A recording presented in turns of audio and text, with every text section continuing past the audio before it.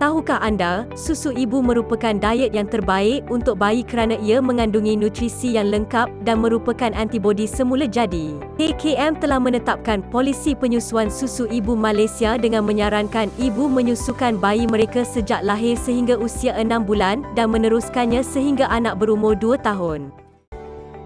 Bolehkah saya menyusukan anak semasa mengambil ubat? Adakah ubat tersebut akan memasuki susu dan memberi kesan kepada bayi? Secara amnya, keselamatan ubat yang diambil bergantung kepada jenis ubat, penyakit ibu, serta umur bayi yang disusukan oleh ibu. Kebiasaannya, doktor akan memberi ubat dengan dos yang rendah dan pada tempoh yang singkat untuk meminimumkan kesan sampingan pada bayi. Walaupun begitu, pemantauan perlu dilakukan terhadap bayi yang menyusu sekiranya ibu mengambil sesetengah jenis ubat-ubatan seperti ubat psikiatrik atau ubat antipilepsi. Ini bagi memastikan kesan sampingan atau kesan tidak diingini dapat dicegah.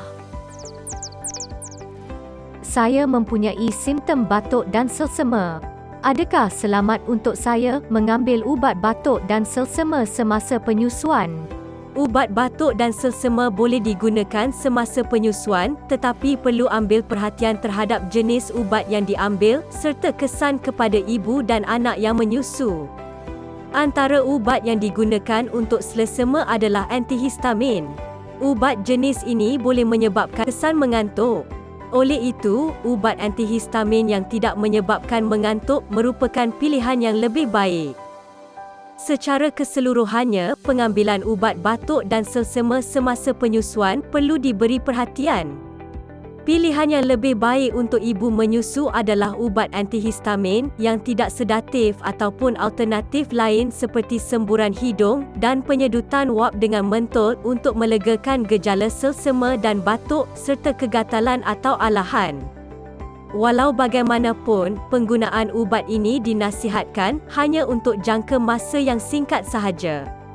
Adakah terdapat cara lain untuk mengurangkan kesan ubat-ubatan kepada bayi?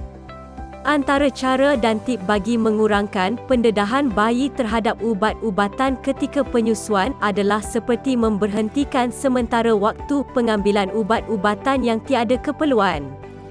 Jika terpaksa, pastikan ibu ambil ubat sebaik selesai menyusukan bayi supaya kepekatan ubat di dalam susu adalah paling rendah apabila tiba sesi penyusuan seterusnya. Jika mengambil ubat pada dos sekali sehari, ibu digalakkan mengambil ubat sejurus sahaja selepas menyusukan bayi, iaitu sebelum bayi tersebut tidur pada jangka waktu yang lama, contohnya penyusuan terakhir pada waktu malam. Dengan ini, risiko bayi untuk terdedah kepada ubat adalah lebih rendah. Baik, terima kasih atas nasihat tentang pengambilan ubat bagi ibu yang menyusu. Baik, sama-sama.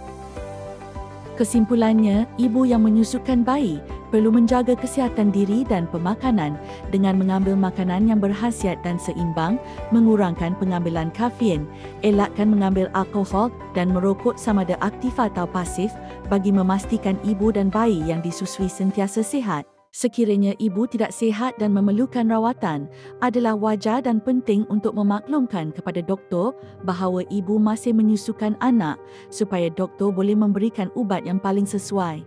Sebaiknya berbincang dengan doktor atau ahli farmasi terlebih dahulu sebelum mengambil sebarang ubat-ubatan dan berkenaan langkah terbaik untuk tujuan rawatan. Sama ada perlu mengambil ubat tersebut dan menghentikan penyusuan anak atau menghentikan penyusuan anak untuk tempoh tertentu atau penukaran terhadap rawatan serta ubat alternatif yang lain. Sebarang pertanyaan lanjut berkaitan ubat-ubatan boleh hubungi Pusat Panggilan Farmasi Kebangsaan National Pharmacy Call Center NPCC